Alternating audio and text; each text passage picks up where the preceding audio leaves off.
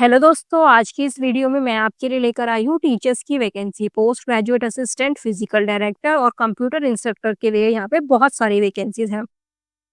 ये जो वैकेंसीज हैं इसके लिए आपके जो जॉब मिलेगी आपको, वो आपकी परमानेंट गवर्नमेंट जॉब रहेगी। साथ में जो उसकी सैलरी होगी वो सैलरी भी बहुत अच्छी रहेगी। और आप बात करते हैं करियर टाइप की, तो आपका जो करियर रहेगा यहाँ पे स्टेबल रहेगा। और साथ में ये बता देती हूँ कि इसके लिए इस वैकेंसी से रिलेटेड जो एलिजिबिलिटी क्राइटेरिया होता है, यहाँ पे क्या एप्लीकेशन प्रोसेस रहेगा, इन सभी पॉइंट्स के बारे में हम आज की इस वीडियो में बात करेंगे। तो चलिए मेरे साथ आगे बढ़ते हैं। सबसे पहले मैं यहाँ पे आपको बता देती हूँ एक बार नोटिफिकेशन की डिटेल्स। तो ये जो नोटिफिकेशन नंबर है आप यहाँ पे ये देख सकते हैं। साथ में डेट ऑफ नोटिफिकेशन जो रिलीज हुआ था वो जुलाई 10 को हुआ था। और यहाँ पे आप कौन-कौन सी वैकेंसीज हैं वो बता देती हूँ, कौन-कौन सी पोस्ट की वैकेंसीज है। तो पोस्ट ग्रेजुएट असिस्टेंट की है, फिजिकल डायरेक्टर ग्रेड 1 की वैकेंसीज है, कंप्यूटर इंस्ट्रक्टर ग्रेड 1 की वैकेंसीज है। देन आप बात करते हैं यहाँ पे पोस्ट एंड वैकेंसीज के बारे में। कितनी वैकेंसीज हैं ये बता देते हैं हम। मल्टीपल डिपार्टमेंट्स में यहाँ पे अलग बहुत सारी वैकेंसीज है। सबसे पहले स्कूल एजुकेशन डिपार्टमेंट में 78 बैकलॉग वैकेंसीज है ये। Most backward class welfare department में यहाँ पे 23 वैकेंसीज है। ट्राइबल वेलफेयर डिपार्टमेंट में यहाँ पे 31 वैकेंसीज है। कंप्यूटर कॉर्पोरेशन में 16 वैकेंसीज है। Directorate of differently able welfare hearing impaired में 6 वैकेंसीज है। तमिलनाडु फॉरेस्ट डिपार्टमेंट में 7 वैकेंसीज है। तो अब आपको ये पता चल गया होगा कि ये कहाँ की वैकेंसीज है, जिसके लिए जो कि मैंने अभी तक यहाँ पे डिस्क्लोज नहीं किया था। लेकिन इस वैकेंसी को देखकर ये देखकर आपको ये पता चल गया होगा, ये यहाँ पे जो मैं बात कर रही हूँ ये तमिलनाडु की वैकेंसीज के बारे में हम यहाँ पे आज बात कर रहे हैं। अब बात करते हैं इसकी एलिजिबिलिटी क्राइटेरिया के बारे में। तो जो एजुकेशन क्वालिफिकेशन यहाँ पे रहेगी, सबसे पहले पोस्ट ग्रेजुएट असिस्टेंट के लिए तो आपके पास पोस्ट ग्रेजुएट की डिग्री होनी चाहिए। 50% मार्क्स के साथ एक रिकॉग्नाइज्ड यूनिवर्सिटी से आपकी जो है पीजी होनी चाहिए। साथ में आपके पास बीएड होनी चाहिए कि national council for teacher education में रिकॉग्नाइज्ड इंस्टीट्यूशन से होनी चाहिए। देन आपके पास आपके जो ग्रेजुएट और पोस्ट ग्रेजुएट होनी चाहिए, दोनों सेम सब्जेक्ट में होनी चाहिए। देन फिजिकल डायरेक्टर ग्रेड 1 के लिए क्या क्वालिफिकेशन है वो बात कर लेते हैं यहाँ पे। तो जो आपकी जो ये बीएड होनी चाहिए, ये आपकी बैचलर फिजिकल एजुकेशन जो आपकी होनी चाहिए आपके पास से 50% मार्क्स के साथ एनसीटीई के नॉर्म्स के अकॉर्डिंग। देन उसके बाद जो आपकी मास्टर्स होनी चाहिए, मास्टर फिजिकल एजुकेशन जो है एटलीस्ट 2 ईयर्स की होनी चाहिए, वो भी एनसीटीई की रिकॉग्नाइज्ड इंस्टीट्यूशन से होनी चाहिए। कंप्यूटर इंस्ट्रक्टर ग्रेड 1 के लिए क्या क्वालिफिकेशन है आप उससे बात कर लेते हैं। पोस्ट ग्रेजुएट होनी चाहिए आप एटलीस्ट 60% मार्क्स के साथ।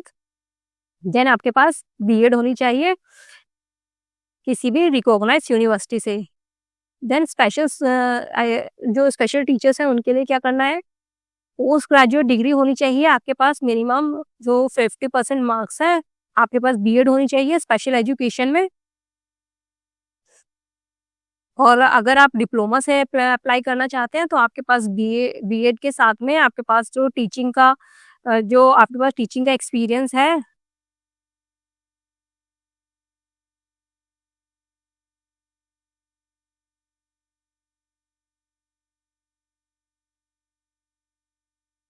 देन आपकी जो बीएड है वो सीनियर डिप्लोमा में होनी चाहिए। टीचिंग का विजुअल इम्पायर्ड हियरिंग एम्पायर्ड में आपके पास बीएड होनी चाहिए। देन जो आपकी डिग्रीज हैं वो इस पैटर्न में होनी चाहिए, 10+2+3+2+1 के पैटर्न में होनी चाहिए। देन या फिर आपके पास 10+3+3+2+1 के पैटर्न में होनी चाहिए किसी भी रिकॉग्नाइज्ड यूनिवर्सिटी से। देन कैंडिडेट जो है एक टाइम पे जो अगर उनके पास 2 डिग्री है तो वो यहाँ पे क्या है एलिजिबल नहीं है, एक टाइम पे 2 डिग्री आपकी वैलिड नहीं है। देन जो लैंग्वेज प्रोफिशिएंसी है यहाँ पे उसके बारे में बात करते हैं। कैंडिडेट जो है उनको सबसे पहले जो सेकंड क्लास लैंग्वेज टेस्ट होगा जो कि तमिलनाडु में होगा, आपको वो क्लियर करना होगा।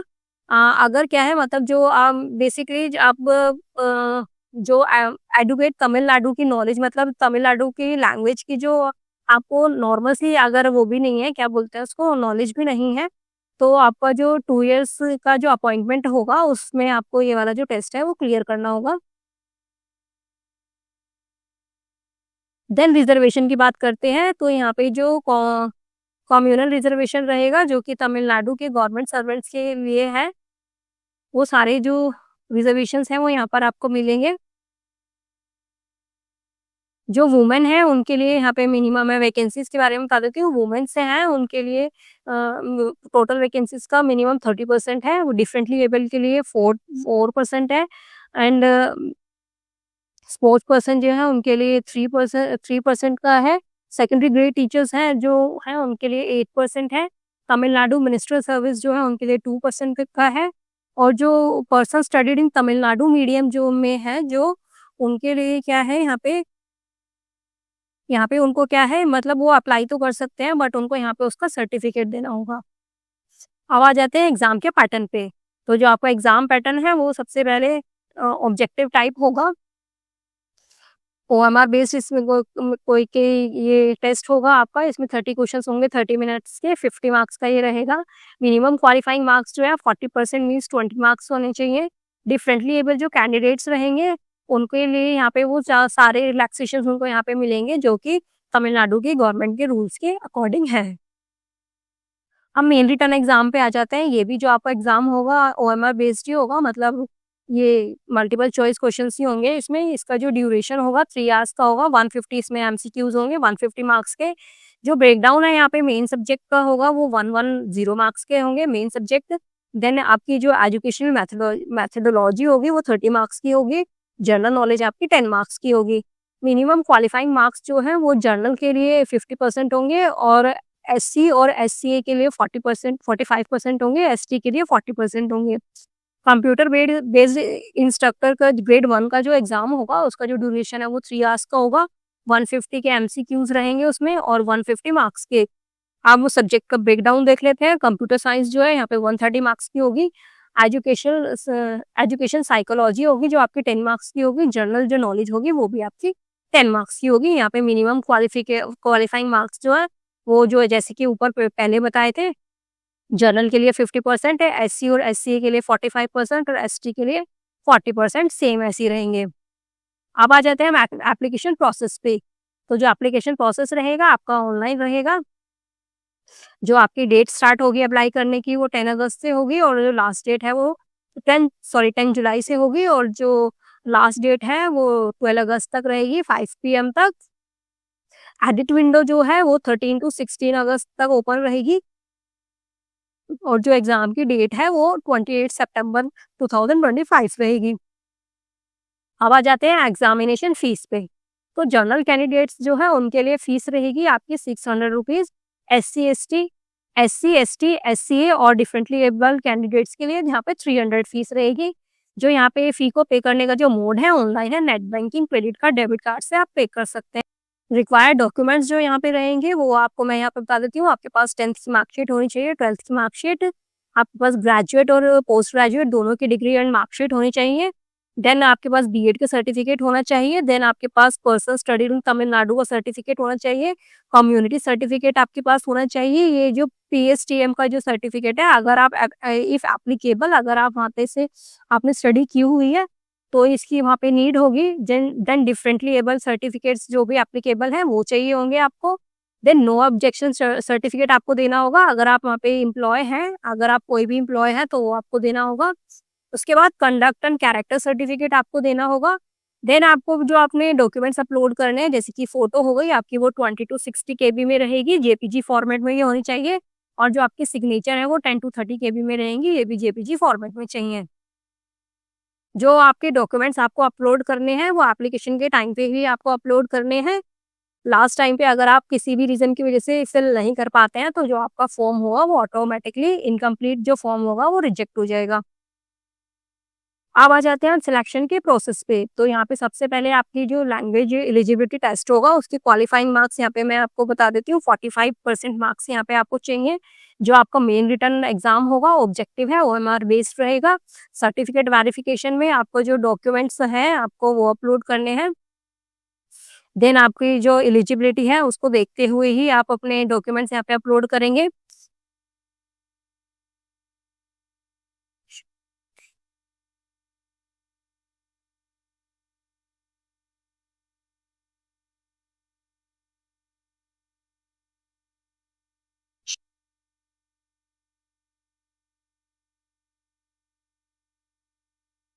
सर्टिफिकेट वेरिफिकेशन होगा, देन जिसमें कि आपके डॉक्यूमेंट वेरीफाई किए जाएंगे। देन आपका जो प्रोविजनल सिलेक्शन होगा, जो कि प्रोविजनल सिलेक्शन मतलब जिसमें आपकी जो लिस्ट पब्लिश की जाएगी वो आपकी इस वेबसाइट पे ऑफिशियल एड्रेस पे की जाएगी। देन जो आपका जो अपॉइंटमेंट ऑर्डर होंगे वो आपको वेरिफिकेशन के बाद जो है वो आपके वेरिफिकेशन के बाद मिलेंगे, डॉक्यूमेंट वेरिफिकेशन के बाद जो है अथॉरिटी अपॉइंट करेगी। अब यहाँ पे कॉमन मिस्टेक्स हैं जो कि आपको अवॉइड करनी है, मैं उनके बारे में बताऊंगी, लेकिन उससे पहले मैं आपको इसका ऑफिशियल नोटिफिकेशन दिखा देती हूँ। ये देखिए, government of Tamil Nadu teachers recruitment board, ये इसका नोटिफिकेशन नंबर है। ये नोटिफिकेशन कब रिलीज हुआ था, ये उसकी डेट है। ये पूरा नोटिफिकेशन आप देख सकते हैं। ये यहाँ पे इन्होंने वैकेंसीज दी हुई है, साथ में इनका पे स्केल भी दिया हुआ है। 36,900 से लेकर 1,16,600 तक यहाँ पे इनका पे स्केल रहेगा। जो मिनिमम पे है वो 36,900 रहेगा। टोटल वैकेंसीज यहाँ पे 1,996 वैकेंसीज हैं। ये इंपॉर्टेंट डेट्स हैं, ये यहाँ पे जो मैंने आपको अभी बता दी है। ये वैकेंसी ब्रेकडाउन है, आप इनको देख सकते हैं।